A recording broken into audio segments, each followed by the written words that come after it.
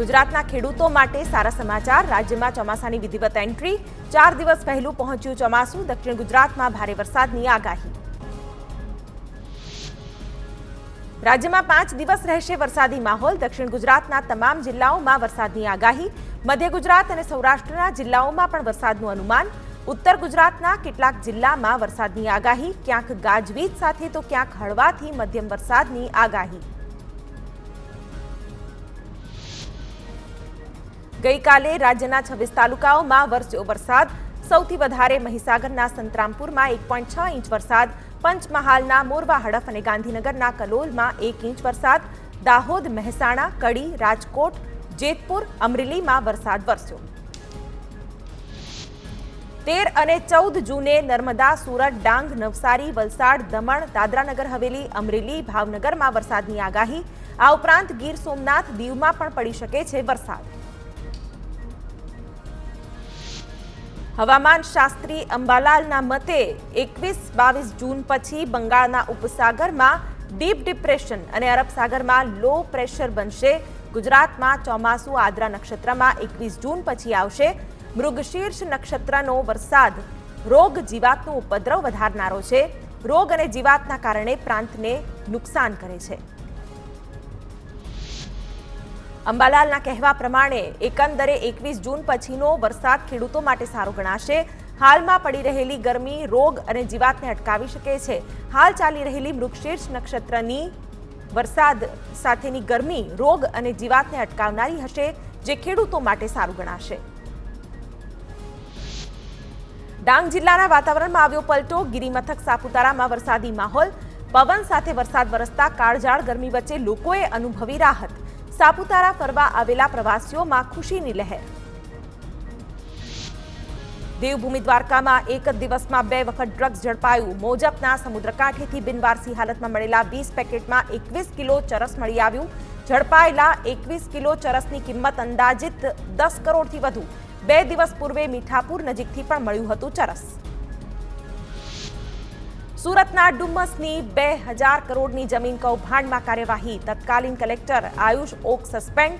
સરકારે લીધા આકરા પગલાં. હજી તપાસ સઘન થશે તો અબજો રૂપિયાના કૌભાંડ પાછળ અનેક મોટા ચહેરા બેનકાબ થઈ શકે છે.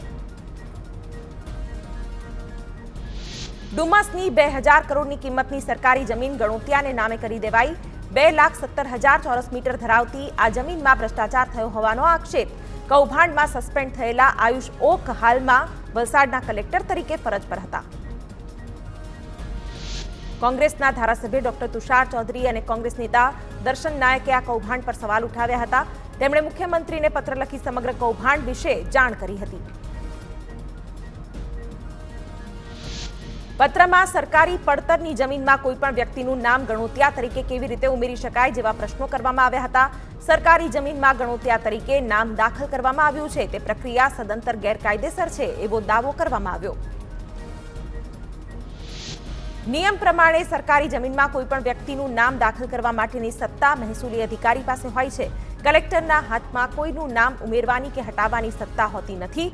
કોંગ્રેસ નેતાનો આરોપ હતો કે ગણોતિયા તરીકે ખાનગી વ્યક્તિનું નામ દાખલ કરી ભ્રષ્ટાચાર આચરવામાં આવ્યો. સુરતમાં સરકારી અનાજમાં ગોલમાલનો આક્ષેપ. ભાજપના પૂર્વ અને ચાલુ કોર્પોરેટરે લગાવ્યા આક્ષેપ. ઉધના વિસ્તારની 60 જેટલી સરકારી અનાજની દુકાનોની પોલ ખોલી. ગરીબ લોકોને પૂરતું અનાજ નથી આપવામાં આવતું. 5 સભ્ય દીઠ 25 કિલો અનાજ લાભાર્થીઓને નથી મળતું.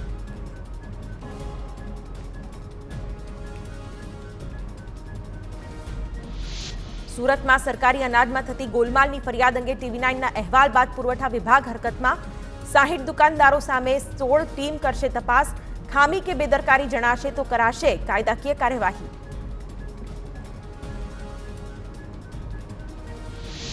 સુરતની સ્મીમેર હોસ્પિટલનો વિવાદ વધતા હોસ્પિટલ સત્તાધીશોએ પગલાં લીધા. તપાસ માટે 5 તબીબોની તપાસ કમિટી બનાવવામાં આવી. સૂત્રોના મતે કમિટીએ તપાસ રિપોર્ટ ડેપ્યુટી કમિશનરને સોંપ્યો.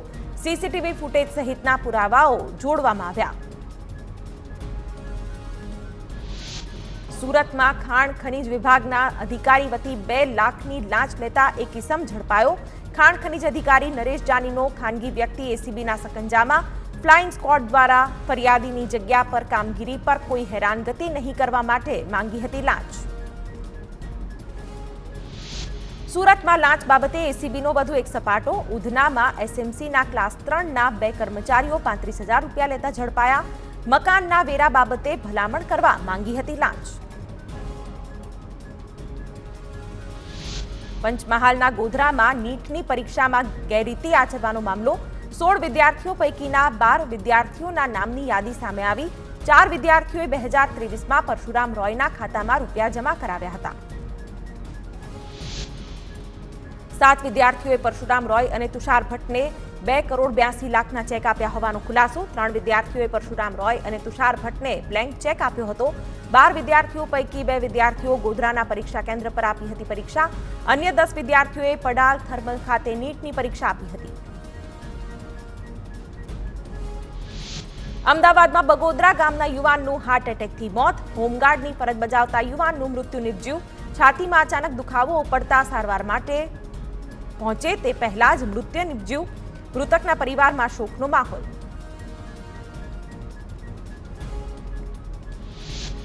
શૈક્ષણિક સત્ર શરૂ થતા પહેલા અમદાવાદ સ્કૂલ વર્ધી એસોસિએશને રિક્ષા અને વાનનો ભાવ વધાર્યો. સ્કૂલ રિક્ષા અને વાનના ભાવમાં 20% વધારો કરાયો. આરટીઓ રજીસ્ટ્રેશન, ફિટનેસ પાસિંગનો બોજો આવતા ભાવ વધાર્યો. રિક્ષાના ભાવ 100 રૂપિયા અને વાનના ભાવ 200 રૂપિયા વધ્યા. અમૂલ દૂધ બાદ દહીંના ભાવમાં થયો વધારો. અમૂલ મસ્તી દહીંના 200 ગ્રામનો જૂનો ભાવ 18 રૂપિયા હતો, જ્યારે નવો ભાવ 19 રૂપિયા કર્યો. ₹1નો થયો વધારો. અમૂલ મસ્તી દહીં 400 ગ્રામનો જૂનો ભાવ 34 રૂપિયા હતો, જે હવે 35 રૂપિયા એટલે કે ₹1નો વધારો કર્યો.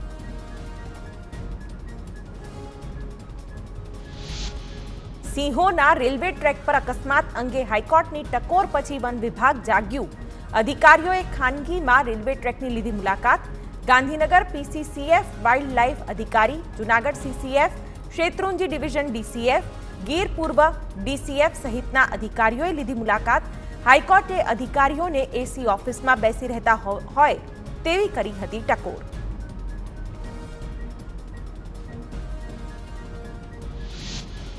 નીટની પરીક્ષામાં ગેરરીતિ મામલે મુખ્યપ્રધાનને રજૂઆત. નીટની પરીક્ષામાં ગેરરીતિ દેશવ્યાપી કૌભાંડ હોવાનો દાવો. જે પરીક્ષાર્થીએ અન્ય રાજ્યોમાં જઈ પરીક્ષા આપી તેમની તપાસ કરવા માંગ. ગુજરાત રાજ્ય વાલી અને વિદ્યાર્થી સંગઠનની મુખ્યપ્રધાનને રજૂઆત.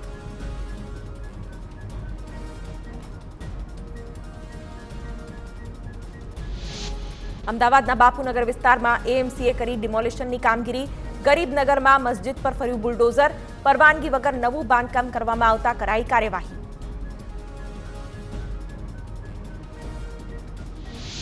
વડોદરા વડતાલ સંપ્રદાયના સ્વામિનારાયણ મંદિરના સંત જેપી સ્વામીએ સગીરા પર દુષ્કર્મનો મામલો. પોલીસે વાડી સ્વામિનારાયણ મંદિરના 5 સંતોના નિવેદન લીધા. જેપી સ્વામીનો વાડી પોલીસ સ્ટેશનમાં કોઈ રેકર્ડ છે કે કેમ તે અંગે તપાસ. યુવતીનું સીઆરપીસીની 164 કલમ હેઠળ જજ સમક્ષ વિડીયો રેકોર્ડિંગ સાથે નિવેદન લેવાશે. વડોદરામાં 5 મકાનોની બાલ્કની એક સાથે ધરાશાયી. મકરપુરાના રાધેકૃષ્ણ પાર્કના 30 થી 35 નંબરના મકાનનો બનાવ. ઘટનામાં એક મહિલાને ગંભીર ઈજા થતા સારવાર માટે ખસેડાઈ. ઘટના પહેલા બાલ્કની પાસે રમતા હતા 15 થી વધુ બાળકો. બાલ્કની ધરાશાયી થવાનો આભાસ થતા બાળકો ભાગ્યા. વડોદરાના ડભોઈ નગરપાલિકાએ જર્જરિત મકાનોને મોકલી નોટિસ. ચોમાસા પહેલા પોતાના ખર્ચે જ ઉતારી લેવા અંગે અપાઈ નોટિસ. 28 જેટલા મકાન માલિકોને નોટિસ. નવસારી જિલ્લા બહુમાળી ભવનની ઇમારત જર્જરિત હોવાનું આવ્યું સામે. જૂના બહુમાળી બિલ્ડિંગનો સ્ટેબિલિટી રિપોર્ટ નેગેટિવ આવ્યો. તંત્રએ યુદ્ધના ધોરણે ઇમારત ખાલી કરવાની તજવીજ હાથ ધરી. બહુમાળી ભવનમાં 46 જેટલી સરકારી કચેરીઓ છે કાર્યરત.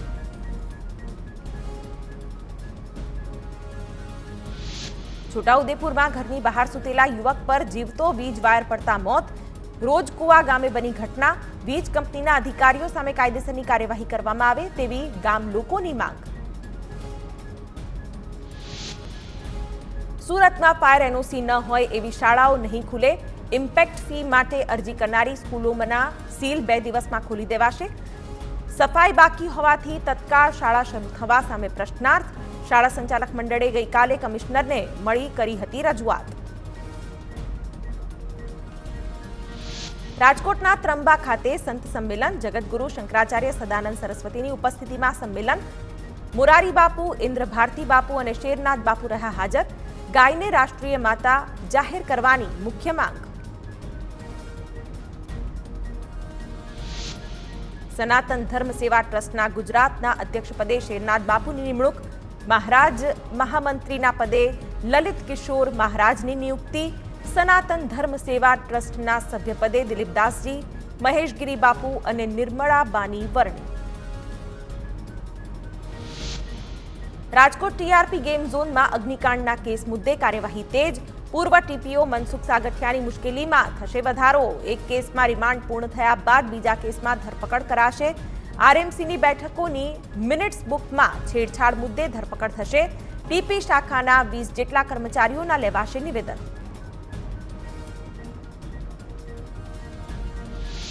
રાજકોટ મ્યુનિસિપલ કોર્પોરેશનના પદાધિકારીઓ સાથે મુખ્યપ્રધાને યોજી બેઠક. રાજકોટના મેયર સહિતના પદાધિકારીઓ રહ્યા હાજર. ફાયર સેફટી મુદ્દે કાર્યવાહી સહિતના મુદ્દાઓ પર કરી ચર્ચા. રાજકોટની 22 શાળાઓ અને ભિક્ષુક આવાસ અંગે કરી રજૂઆત.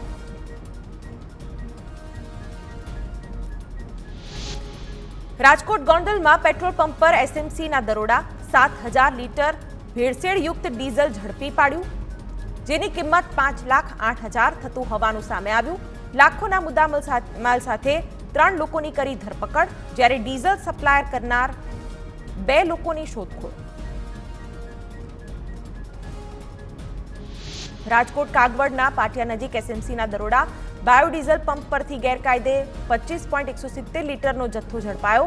2 કાર, 2 ટ્રક, રોકડ રકમ, મોબાઈલ મળી કુલ 52,07,950નો મુદ્દામાલ જપ્ત કરી તપાસ હાથ ધરી. મહેસાણાના લીંજ પાસે ખેતરમાં ઓએનજીસીની ગેસ લાઇનમાં થયું લીકેજ. ગેસ લીક થતા સ્થાનિકોએ ફાયર વિભાગને કરી જાણ. ઓએનજીસીની ટીમે ગેસ લીકેજ બંધ કરતા લોકોએ અનુભવ્યો હાશકારો. જૂનાગઢમાં ભાજપના જ નગરસેવકે ઢોલ વગાડીને અધિકારીઓ સામે કર્યો વિરોધ. વોર્ડ નંબર 1ના દોલતપરામાં અનેક વર્ષોથી બોકડાની સફાઈ ન થઈ હોવાના તંત્ર પર આક્ષેપ.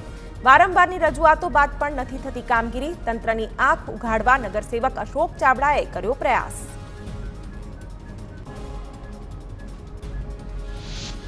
આણંદમાં પ્રી મોન્સૂન કામગીરીની ખુલ્લી પોલ. તુલસી ગરનાળાથી મોગરી સુધીના કાંસની સફાઈ માટે અપાઈ હતી સૂચના, પણ માત્ર કાગળ પર કામગીરીને કરીને માન્યો સંતોષ. સ્થાનિકોમાં રોષ. જાગૃત નાગરિકે કલેક્ટરને ધ્યાન દોર્યું. સફાઈની કામગીરીની સમીક્ષા કરી દોષિતો સામે કલેક્ટર કરશે કાર્યવાહી. વડોદરા તરસાલીના પેટ્રોલ પંપ પર પાણી મિશ્રિત કરી પેટ્રોલ ભરી આપતા હોવાના આક્ષેપ સાથે હોબાળો. પેટ્રોલ ભરાવ્યા બાદ 150 જેટલા વાહનો બંધ પડ્યા હોવાના વાહન માલિકોના આક્ષેપ. વાહન ચાલકોએ બંધ પડી ગયેલા વાહનો પેટ્રોલ પંપ પર મૂકી હોબાળો કર્યો.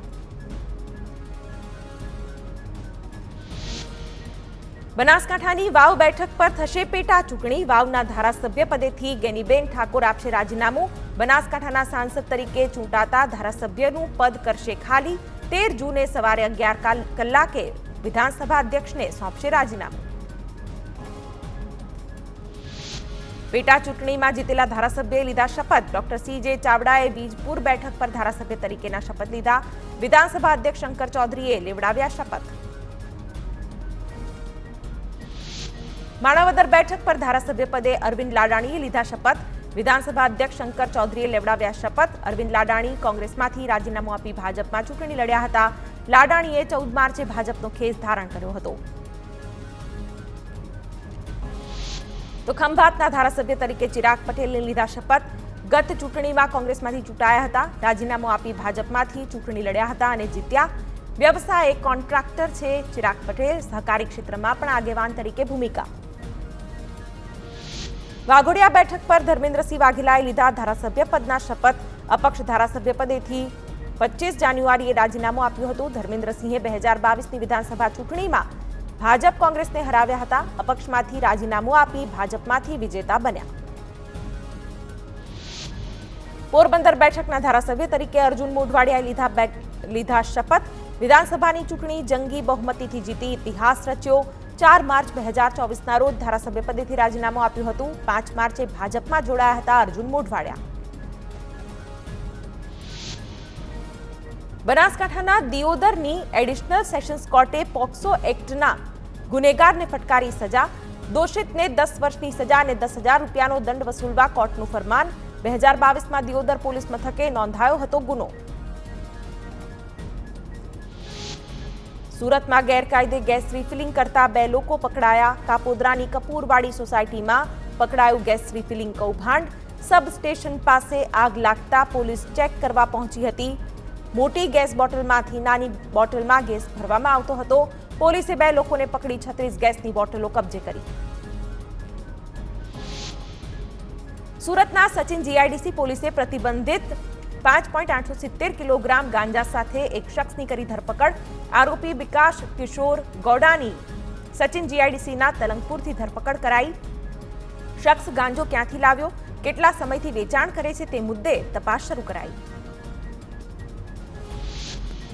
ગાંધીનગરના આલમપુર શાક માર્કેટમાંથી વાહનોની બેટરી ચોરી કરતા શખ્સની કરાઈ ધરપકડ।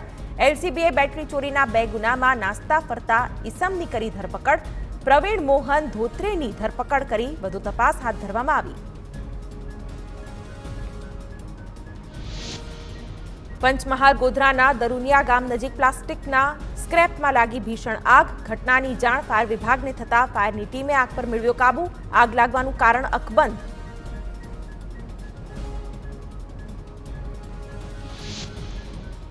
આણંદના આંકલાવમાં આવેલા ટ્રેક્ટર રિપેરિંગના ગેરેજમાં લાગી આગ। અચાનક આગ લાગતા ટ્રેક્ટર અને કાર બળીને ખાખ। બોરસદ ફાયરની ટીમે આગ પર મેળવ્યો કાબુ।